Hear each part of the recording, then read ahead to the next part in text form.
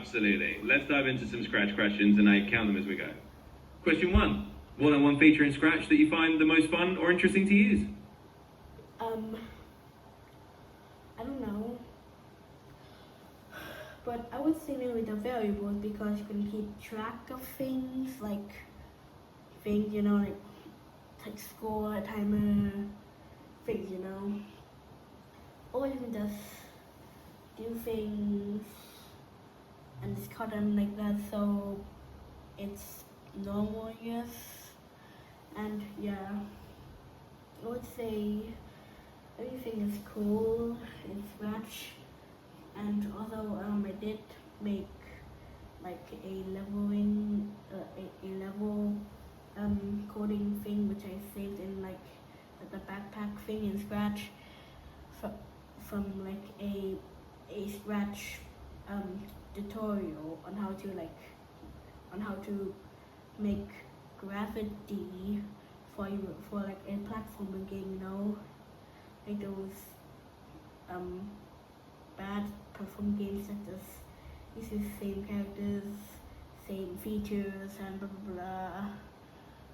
And yeah, but it's very well detailed for like a also I like the coding since you need like 2 sprites because a player and something a sprite for a player to be on,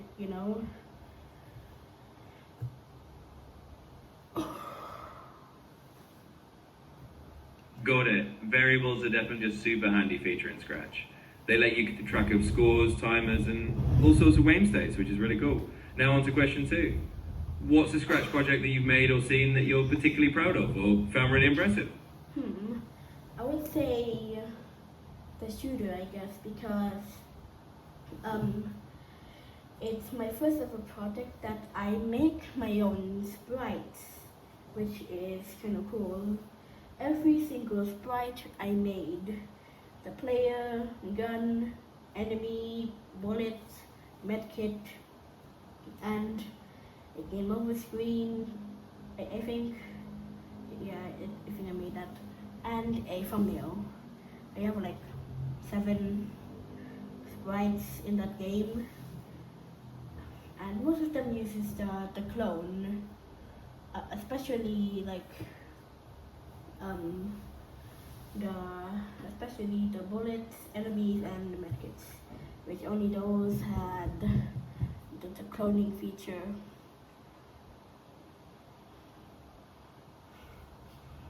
That's awesome. It sounds like the tutor is a really cool project, especially since you made all the sprites yourself. It's always a big step to create your own art and then see it come to life with clones and everything working together. Now for question 3. When you run into a tricky problem in Scratch, how do you usually figure it out? I would just see like what is the problem, and once I find it, I would just try to do that until it's fixed. And I'm not really good at coding that much, so yeah.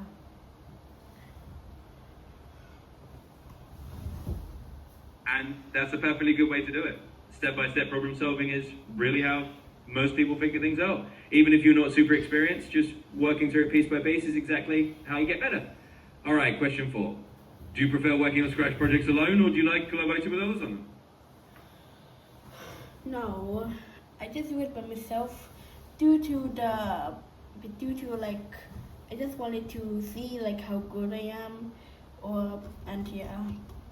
and I like to do things mostly by myself most of the time, but not in Scratch. I just like to do things by myself in Scratch, like making codes and play games.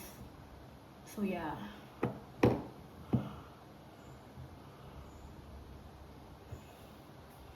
That makes total sense. It's definitely rewarding to see what you can create on your own and just enjoy the process of figuring things out by yourself. Plus, you get to explore your own style and pace, which is pretty cool. Now, question 5.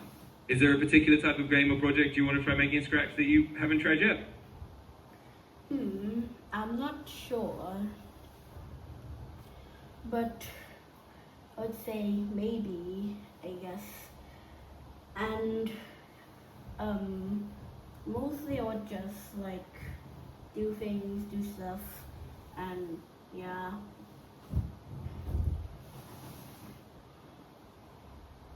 Totally understandable. Sometimes it's just fun to dive in and see where your creativity takes you without a specific plan. You can experiment and just enjoy making whatever comes to mind. Alright, on to question 6. When you're making a game, do you start by planning it out on paper first, or do you just jump straight into Scratch and start coding? I just jump on the scratch and just start doing random things until I get what I want, I guess. And usually for my first time, I would just always use like a movement code. But if I want to make like a random game, then I might use the code from the backpack. And yeah, just free code for the player. And maybe just add my sound, which is called good background music. And it's like a something like a do or something. I made it with like a scrawl. I made the sound with a scrawl. Those scrolls, you just make it short. I just make like one end like pointy and pointing in and yeah, sound it's possible to make with a scroll.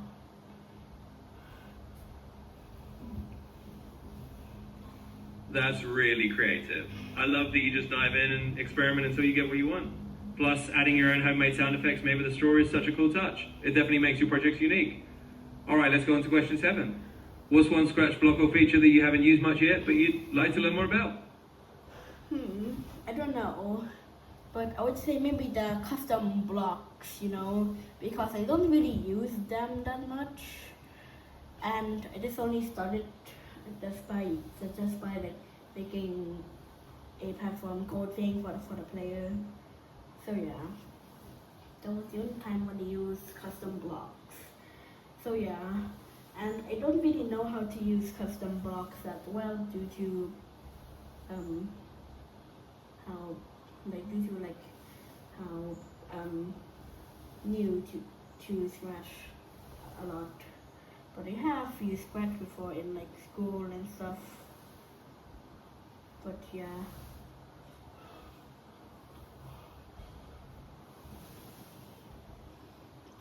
Custom blocks can definitely be a bit tricky when you're just starting out, but they're super useful once you get the hang of them. They let you organize your code and reuse pieces of it, which can make your projects a lot cleaner.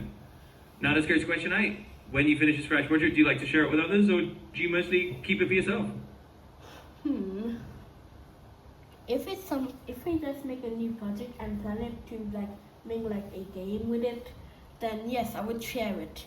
But if I do it in my my testing project, then no, I do not share my tests because for a reason you can guess it by the name of it.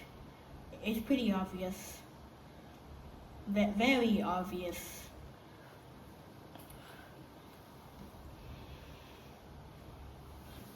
Absolutely, that makes perfect sense. It's totally normal to keep your testing projects private and only share the polished games that you've really put together for others to enjoy.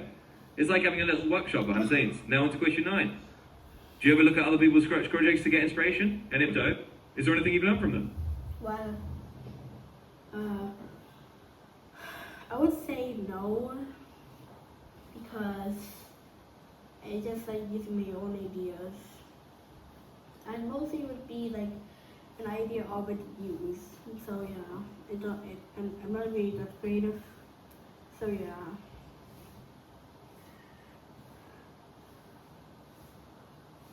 That's totally fine. Coming up with your own ideas, even if they're inspired by things you've seen before, is still a great way to learn and create. It's all about putting your own twist on things. Alright, let's move to question 10. Is there any particular part of making a game in Scratch that you find the most fun? Like maybe designing the characters or coding the gameplay or adding sound effects? I would say, what did you say? Because I kind of forgot.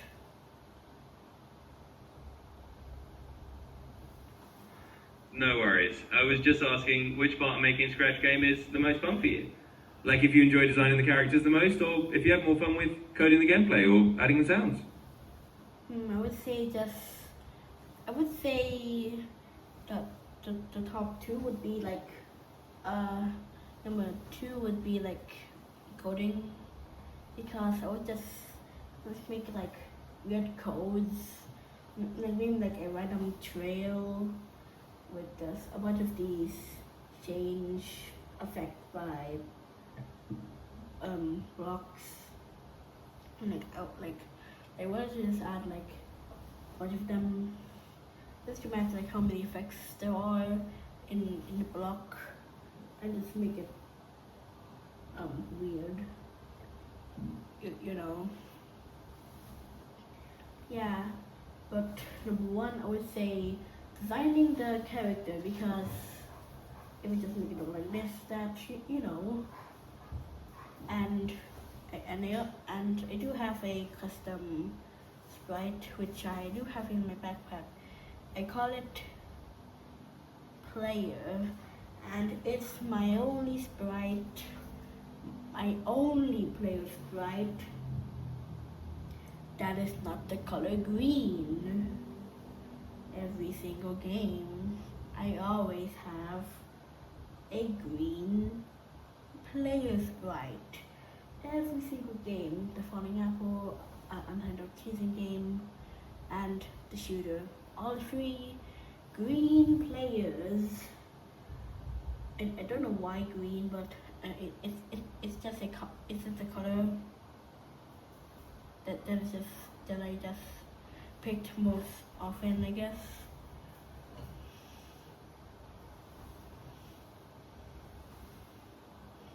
That's really cool. It sounds like designing the characters is definitely your top favorite part, especially since you have your signature green player sprite that you use a lot.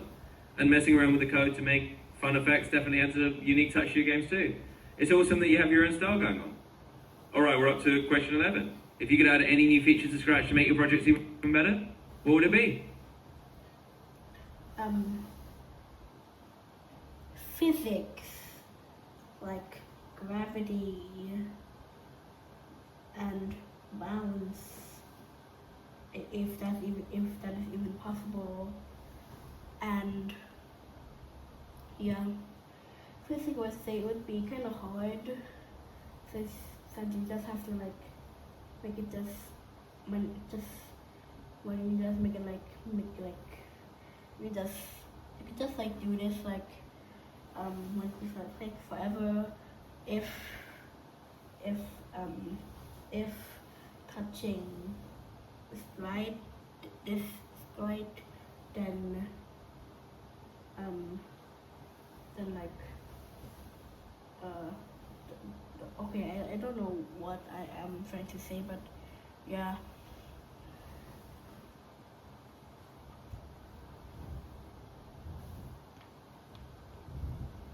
Absolutely. Having built-in physics features like gravity and bounce would make things a lot easier and save you from having to set up all those if touching conditions over and over.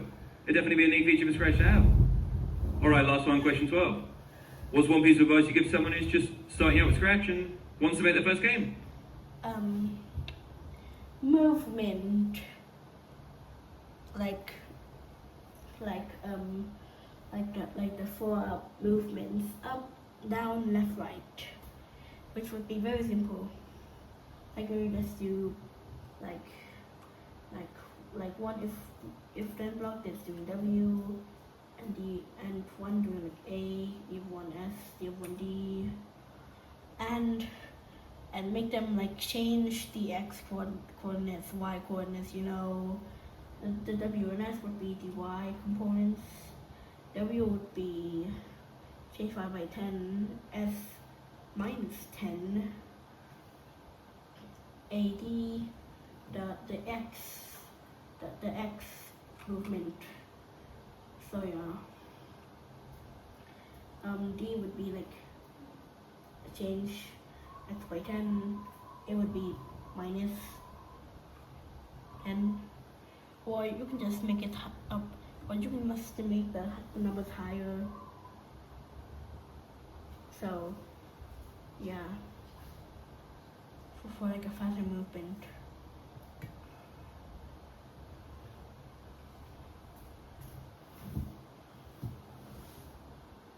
That's a great piece of advice. Starting with simple movement controls like using W, A, S, and D keys to move your character around is a perfect way for beginners to get started.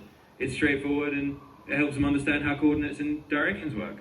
Plus, they can always tweak the numbers to make the movement faster or slower, just like you said. And that's all 12 questions.